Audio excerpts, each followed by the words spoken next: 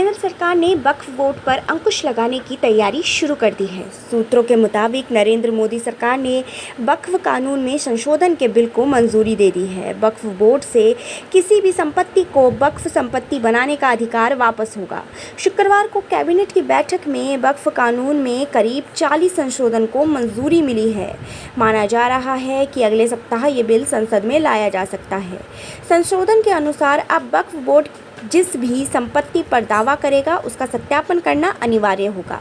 इसी तरह वक्फ की विवादित संपत्तियों का भी सत्यापन जरूरी होगा। बता दें कि साल 1995 में पीवी नरसिम्हा राव के नेतृत्व वाली कांग्रेस सरकार ने वक्फ बोर्डों को जमीन अधिग्रहण की असीमित अधिकार प्रदान करते हुए उसकी ताकत बढ़ा दी थी। पीवी नरसिम्हा राव सरकार ने वक्फ बोर्ड अधिनियम में कई बदलाव किए थे। वक्फ अधिनियम पहली बार साल 1954 में संसद द्वारा पारित किया गया था, लेकिन बाद में इसे निरस्त कर दिया गया था और साल 1995 में नया वक्फ अधिनियम पारित किया गया, जिससे वक्फ बोर्डों को अधिक अधिकार दिए गए। बाद में वर्ष 2013 में संशोधन पेश किए गए, जिससे वक्फ को इससे संबंधित मामलों में असीमित और पूर्ण स्वायत्तता प्राप्त किया गया। वक्फ का मतलब होता है अल्लाह के नाम, यानी ऐसे ज़मीन जो किसी व्यक्ति या संस्थान के नाम नहीं है लेकिन मुस्लिम समाज से संबंधित है, वो वक्फ की ज़मीन होती है। इसमें मस्जिद, मदरसे, कब्रिस्तान, ईदगाह, मज़ार और नुमाइश की जगह आदि शामिल है।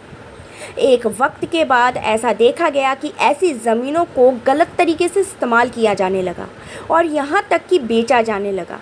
ऐसे में वक्फ बोर्ड मुस्लिम समाज की ज़मीनों पर नियंत्रण करने के लिए बनाया गया था। वक्फ की ज़मीनों के बेजा इस्तेमाल को रोकने और ज़मीनों को गैरकानूनी तरीके से बेचने से बचाने के लिए वक्फ बोर्ड बनाया गया था।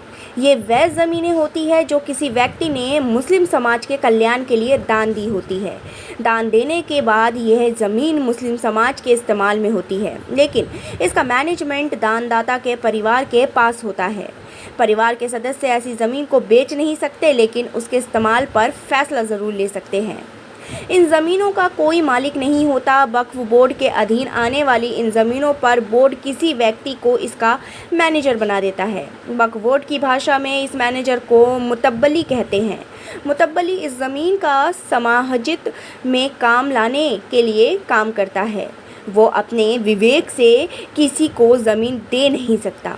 उत्तर प्रदेश में सुन्नी वक्फ बोर्ड के पास 1,23,000 ज़मीनें हैं, जबकि सिया वक्फ बोर्ड के पास कुल 3,01,002 ज़मीनें हैं।